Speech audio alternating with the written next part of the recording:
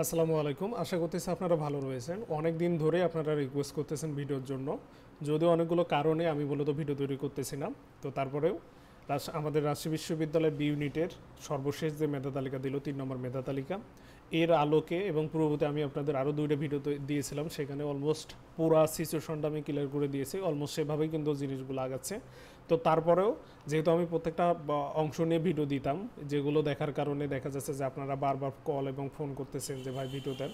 তো আমি আপনাদের একটু পরে বলে দেবো যে কেন আমি ভিডিও তৈরি করতেছি না। তো সবার আগে তৃতীয় মেধা তালিকায় যে পরিবেশ পরিস্থিতি আমরা এখন আছি, তার আলোকেই পরবর্তীতে কী হতে যাচ্ছে এগুলো নিয়ে একটু কথা বলি।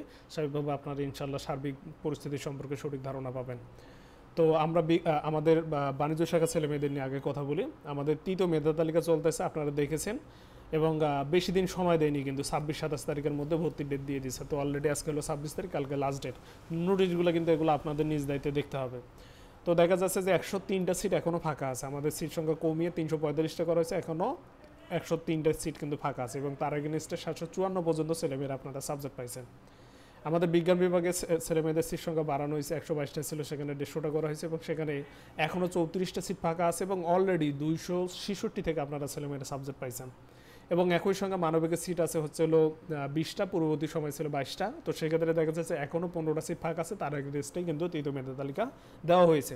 তো এখন এই যে ছেলেমেয়েগুলো বা এই যে সিটগুলো ফাঁকা আছে ১০৩টা, ৩৪টা, এবং অপরদিকে হলো 15টা। তো পূর্ববর্তী যে দ্বিতীয় মেধা তালিকা বলেন অথবা প্রথম মেধা তালিকার পরিবেশ পরিস্থিতি বলেন না কেন, তো দেখতেছেন যে রাজশাহী বিশ্ববিদ্যালয়ের ছেলেমেয়েদের ভর্তি হওয়ার যে প্রবণতাটা সেটা যথেষ্ট কম। সেম একইভাবে যখন চতুর্থ মেধা তালিকা দেবে, আমি তো এগুলো আগে বলে দিতে পারতাম যে চতুর্থ মেধা তালিকা মিনিমাম দেখা যাচ্ছে যে আমি বলেই দিতাম যে 50টা সিট ফাঁকা হবে। হ্যাঁ, এখন এবছর কেন আমি বলে দিতে পারতেছি না, কারণ আমি এই জায়গাটাতে টোটালি ইনভেস্টেড না। তো আমি কিন্তু আপনাদের ঠিকই সার্বিক পরিস্থিতি বলছি যে দেখেন, আমি এখানে সব কিছু স্পষ্ট ক্লিয়ার করে বলতেছি যে আমাদের চতুর্থ মেধা তালিকা যখন দিবে তখন দেখবেন যে এখানে 50টা সিট ফাঁকা হয়ে গেছে। সায়েন্সের দেখবেন যে মিনিমাম 20টা সিট এখনও ফাঁকা হয়ে যাবে। আমাদের মানবিকের দেখবেন যে ওইরকম 10টা সিট আবারও ফাঁকা হবে। তো পরবর্তীতে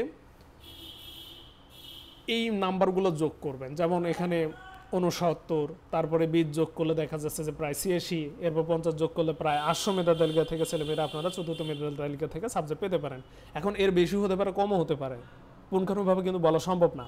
এখন এই জায়গায় একটা ইম্পর্টেন্ট বিষয়, যে বিষয়টার জন্য মূলত আমি ভিডিও তৈরি করতেছি, সেটা হলো গুচ্ছভুক্ত বিশ্ববিদ্যালয়ে তারা তাদের যে সাবজেক্ট দেওয়ার যে বিষয়টা, এইটা যতক্ষণ পর্যন্ত না পাবলিশ করছে ততক্ষণ পর্যন্ত আমাদের রাজশাহী বিশ্ববিদ্যালয়ে যে ভর্তির যে মানে চাপটা সেটা কিন্তু বেড়ে যাবে। মানে আমি আপনাদের বলতে চাচ্ছি যে যত দিন যাবে, যতদিন না গুচ্ছভুক্ত বিশ্ববিদ্যালয় তাদের সাবজেক্ট না দিতেছে, রাজশাহী বিশ্ববিদ্যালয় যত মেরিট লিস্ট দিবে তত সাবজেক্ট কমা শুরু করবে, কারণ ছেলেমেয়েরা বাধ্য হয়ে সাবজেক্টে কিন্তু ভর্তি হবে। তো দেখা যাচ্ছে চতুর্থ মেধা তালিকায় কম সংখ্যক সিট ফাঁকা হবে, আপনি সায়েন্স বলেন, আর্টস বলেন, কমার্স বলেন। পঞ্চম মেধা তালিকায় দেখবেন সিট হচ্ছে আরও কমে যাবে, মানে ছেলেমেয়েরা সুযোগ ছাড়বে না, ভর্তি হয়ে নেবে। কিন্তু যখনই দেখবেন হচ্ছে গুচ্ছভুক্ত বিশ্ববিদ্যালয় মেধা তালিকা দেওয়া শুরু করবে, দেখবেন যে এই দিকে যে ছেলেমেয়েরা ভর্তি হয়েছে তারা সিট ক্যান্সেল করা শুরু করবে। বিশ্বাস করেন, অনেক ছেলেমেয়ে সিট ক্যান্সেল করবে অ্যাজ এ রেজাল্ট। আপনি মনে করেন যে পঞ্চম মেধা তালিকা পর্যন্ত আসলো, এবং পঞ্চম মেধা তালিকা 850-এ এসে ঠেকে গেল আমাদের কমার্সে, এবং এখানে মনে করেন যে সায়েন্সের 300-তে এসে ঠেকে গেল, এবং আমাদের মানবিকের ক্ষেত্রে ধরেন যে এখানে 80-তে এসে ঠেকে গেল। এখন এর মানে এই না যে এরপর আর মেধা তালিকা দিবে না, এরপরও কিন্তু মেধা তালিকা আসার সুযোগ আছে। যেমন গুচ্ছভুক্ত বিশ্ববিদ্যালয়ে যখন মেধা তালিকা দেবেন, বিশ্বাস করেন পূর্ববর্তী বছরে তাই হয়েছে। যেমন গত বছরে হুট করেই দেখা যাচ্ছে যে ষষ্ঠ সপ্তম মেধা তালিকাতে এসে হিউজ পরিমাণে ছেলে মেয়েদের সিট ফাঁকা হওয়া শুরু হয়ে গেছে। এবং এই যে পঞ্চম মেধা তালিকার পর যদি এই পরিস্থিতিটা আমরা লক্ষ্য করি, সেক্ষেত্রে দেখবেন 3-4টা মেধা তালিকার মধ্যেও আবার রাজশাহী বিশ্ববিদ্যালয়ের সিটও ফিল আপ হয়ে যাবে, সর্বোচ্চ লেভেল পর্যন্তও যাবে, এবং সিটগুলোও কিন্তু ফিল আপ হয়ে যাবে। অর্থাৎ ছেলেমেয়েরা গুচ্ছতে যে যার মতো ভর্তি হয়ে যাবে, আর অপরদিকে এইদিকে রাজশাহী বিশ্ববিদ্যালয় কিন্তু ভর্তি হয়ে যাবে। অর্থাৎ আমি আপনাদের এই ইনফরমেশনটা দিতে চাচ্ছি যে পরিস্থিতি যেমনই হোক না কেন, আপনারা আমাদের ওয়েবসাইটে চোখ কান খোলা রাখবেন। ওয়েবসাইটে কিন্তু সকল ধরনের দিক নির্দেশনা দিতেছে, যেমন 26-27 তারিখের মধ্যে আপনাকে ভর্তি হতে হবে। আপনারা অনেক ছেলেমেয়েরা জানবেন না, আপনারা ইউটিউবের আশায় বসে থাকবেন। তো সঠিক বিষয়গুলো নিয়ে আমি প্রত্যেকবার বারবার এই জিনিসগুলো আপনাদের হাতে পায়ে ধরে ধরে বুঝাই দিয়ে আসতেছি 3 বছর ধরে, কিন্তু আপনারা সঠিক জিনিসটা মূল্যায়ন করেন না। আপনারা কোটার শিক্ষার্থী যারা রয়েছেন, আপনাদের এখনও কোটা সংক্রান্ত ভর্তি কার্যক্রম শুরু করেনি, শুধুমাত্র মানে ওয়ার্ড কোটার ভর্তি কার্যক্রম শুরু করেছে। তো আপনারা অনেকে জিজ্ঞেস করতেছেন যে আমাদের হচ্ছে কার্যক্রম কবে শুরু করবে। দেখেন, আমি কেন, ভিজি স্যারও বলতে পারবে না যে কবে শুরু করবে। এটা যেহেতু নির্দিষ্ট সংশ্লিষ্ট অধিদপ্তরের দায়িত্ব দেওয়া আছে, সুতরাং তারা তাদের কাজ ঠিকই করতেছে, সুতরাং তাদের কাজ কমপ্লিট হলেই কিন্তু এই জিনিসগুলো দিয়ে দিবে।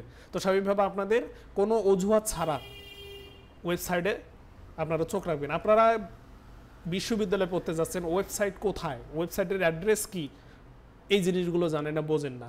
তো যে কোনো ইউনিভার্সিটি হোক না কেন, আমি বারবার বলি যে ঢাকা বিশ্ববিদ্যালয় du.ac.bd সঙ্গে এডমিশন কথাটা লিখে দেবেন, মূল ওয়েবসাইটে চলে আসবেন। সেম একইভাবে আমাদের রাজশাহী বিশ্ববিদ্যালয় ওয়েবসাইটে মানে আসতে চাইলে, নোটিশগুলো দেখতে চাইলে ru.ac.bd এডমিশন টেস্ট, এডমিশন লিখবেন, দেখবেন যে মেইন ওয়েবসাইট আসবে, তখন আপনি এখানে এসে দেখতে পারবেন। এবং আমি অনুরোধ করব আপনারা এই কাজটাই করবেন, না আমি না অন্য কারো কাছে। তো স্বাভাবিকভাবে কোটা থেকে শুরু করে আপনারা যেই যত বলেন না কেন, আমি পূর্ববর্তী ভিডিওগুলোতে বলছি যে পরিবেশ পরিস্থিতি এমন হয়, অনুগ্রহ করে আমার কথাগুলো বুঝিয়েন। আমি সত্য এবং বাস্তব কথাগুলো বলছি, আপনাদের মগজ ধলাই করি না বা এমন আমার কোনো ইচ্ছাও নাই।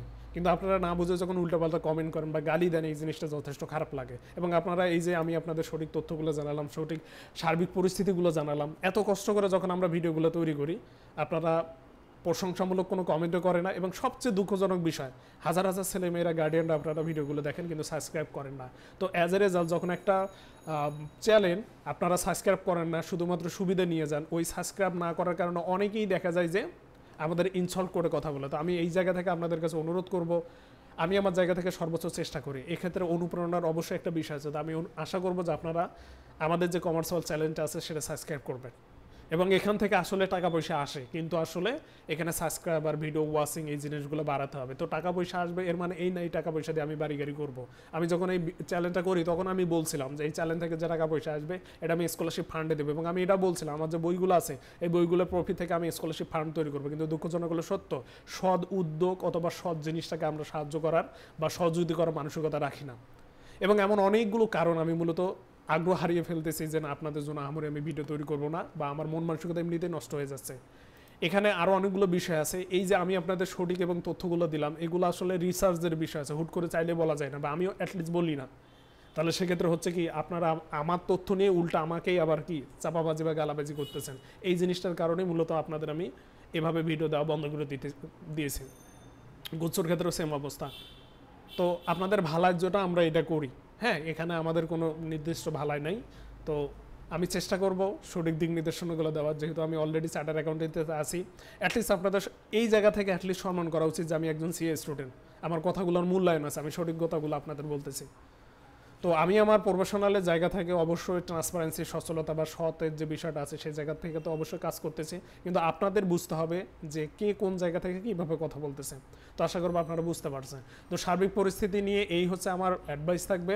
আপনারা কোটা শিক্ষার্থী সহকারে সাধারণ শিক্ষার্থী বা গার্ডিয়ান যারাই বলেন না কেন, আপনাদের কোনো সমস্যা হচ্ছে বিশ্ববিদ্যালয় ওয়েবসাইটে দেখবেন অবশ্যই অভিযোগ করার কোনো নাম্বার দেওয়া আছে। আমাদের ইউনিভার্সিটিতে অভিযোগ করার অবশ্যই নাম্বার দেওয়া আছে। না হলে দেখবেন ইউনিভার্সিটির কাউরে না খুঁজে বের করে ডিন অফিসে পাঠিয়ে দিবেন, ইনশাল্লাহ দেখবেন যে আপনাদের সমস্যাটা হয়ে গেছে। আপনারা কোটা শিক্ষার্থীদের আপনাদের কার্যক্রম ঠিক এভাবে ওয়েবসাইটে দিবে, আপনারা একটু ধৈর্য ধরুন, ওয়েবসাইটে সব কিছু পাবেন, ঠিক আছে।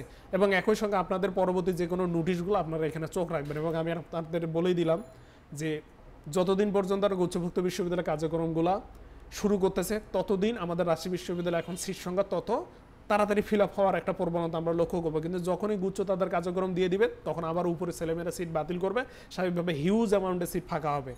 তো কি হতে পারে, যেহেতু ভবিষ্যৎ আমরা বলতে পারবো না, এমনটা হতে পারে গত বছরের মতো পরিস্থিতি। এখন গত বছরের পরিস্থিতি কেমন হয়েছিল আমি যদি আপনাদের একটু দেখাই, তাহলে আপনারা বুঝতে পারবেন। এগুলো আমি কিন্তু সংরক্ষণ করে রাখি, আমার মন খারাপ, অভিমান, এই কারণে কিন্তু আপনাদের এই ধরনের বিষয়গুলো দিয়ে আমি আলোচনা করিনি অথবা ভিডিও দিইনি। যদিও আমি অলরেডি একটা বা দুইটা ভিডিওতে যে তথ্যগুলো দিয়েছি অমনটাই কিন্তু ঘটতেছে। তাহলে দেখেন, আমরা গত বছর বা আমি বলছিলাম যে 1000 পর্যন্ত যেতে পারে, এখানে ওই যে বলছিলাম যে দুইটা পরিস্থিতি হতে পারে, যদি তারা প্রথমে ভর্তি কার্যক্রম শুরু করে 650-র মধ্যে শেষ হয়ে যাবে, কিন্তু তারা যদি লেট করে সেটা 1000 বা 800-তে চলে যেতে পারে। এবং আমি আপনাদের সবাইকে বলছিলাম যে সাবজেক্ট চয়েস দিয়েন, অভিজ্ঞতা নেন, এবং সেই জায়গায় পরিস্থিতি বিবেচনা করে আমি বললাম 1000 পর্যন্ত যেতে পারে। সেই জায়গায় হুট করে গুচ্ছভুক্তর নতুন একটা সিস্টেমের কারণে দেখেন 1101 মেধা তালিকা থেকে ছেলেমেয়েরা সাবজেক্ট পেয়েছে। সেম অনুরূপভাবে বিজ্ঞানের 250 থেকে ছেলেমেয়েরা সাবজেক্ট পেয়েছে। যদি আমি বলছিলাম 250 থেকে আপনারা সাবজেক্ট পাবেন, সে জায়গায় 207 পর্যন্ত গেছে, এবং আমাদের মানবিকের 106 পর্যন্ত গিয়েছিল মাত্র 22টা সিটের এগেনস্টে। তো এবছর কেমনটা যেতে পারে আমি সেম একই কথা বলবো, গত বছরের মতো পরিস্থিতি হতে পারে, যেহেতু সেম সিস্টেমটাই হয়েছে। অর্থাৎ পূর্ববর্তী বছর, গত বছরও সেম আমাদের রাজশাহী বিশ্ববিদ্যালয় 1 মাস পর তাদের ভর্তি কার্যক্রম শুরু করছে গুচ্ছর সঙ্গে। অ্যাজ এ রেজাল্ট সিট সংখ্যা বেশি টেনেছে, অথবা ওয়েটিং লিস্ট থেকে বেশি সাবজেক্ট আপনারা পাইছেন। সেম একই জিনিসটা ঘটতে যাচ্ছে এবছর। স্বাভাবিকভাবে চতুর্থ পঞ্চম লিস্ট যেহেতু তাড়াতাড়ি দেওয়া হবে, তার আগে যদি গুচ্ছ কার্যক্রম যদি শুরু হয়, তাহলে আপনারা ষষ্ঠ সপ্তম মেধা তালিকায় হিউজ অ্যামাউন্টের সিট ফাঁকা পাবেন। তো সেক্ষেত্রে যদি 1000-কে ক্রস করে যায়, বা 1000-এর ওই পাশে থেকেও আপনারা ছেলেমেয়েরা সাবজেক্ট পান, এখানে কি আমার বা অন্য কারো কিছু করার আছে? অবশ্যই করার নাই। তাহলে সেক্ষেত্রে আপনাদের করণীয় কি? আপনাদের ওয়েবসাইটে চোখ কান খোলা রাখতে হবে। তো আমি আশাবাদী ইনশাল্লাহ গত বছরের মতো পরিবেশ পরিস্থিতি হতে পারে, অর্থাৎ 1100-1200 থেকেও আপনারা সিট পেতে পারেন। আপনারা যেভাবে সাবজেক্ট চয়েস দিয়েছেন, অথবা আমি যেভাবে ভিডিও দিয়েছি সেভাবে যদি করেন, সাবজেক্ট আসতে পারে। এখন কোনটা আসবে এটা কেউ বলতে পারবে না। সেম একইভাবে বিজ্ঞানের ছেলেমেয়েদের 350 থেকে আপনারা সিট পেতে পারেন, এবং আমাদের মানবিকের ছেলেমেয়েরা প্রায় 100 অথবা 120 পর্যন্ত যেতে পারে, তা আপনাদের যে পরিবেশ পরিস্থিতি। তো সার্বিক বিবেচনা করে আপনাদের লাস্ট একটা অ্যাডভাইস আমি ইনশাল্লাহ সব কিছু ক্লিয়ার করে দিয়েছি। আপনারা ওয়েবসাইটে চোখ রাখবেন, সেটা জেনারেল শিক্ষার্থী বলেন আর কোটাধারী শিক্ষার্থী বলেন, সবার ক্ষেত্রে সেম কথা, এবং এমনটাই করবেন। এবং সর্বশেষ আপনারা অবশ্যই আমাদের যে কমার্সওয়াল পেজ আছে, চ্যানেল আছে, এটাতে সাবস্ক্রাইব করবেন, অনুপ্রেরণামূলক কথা বলবেন, এবং অবশ্যই ভুল ত্রুটি হলে সংশোধন করার জন্য গঠনমূলক আলোচনা করবেন। আল্লাহ হাফেজ।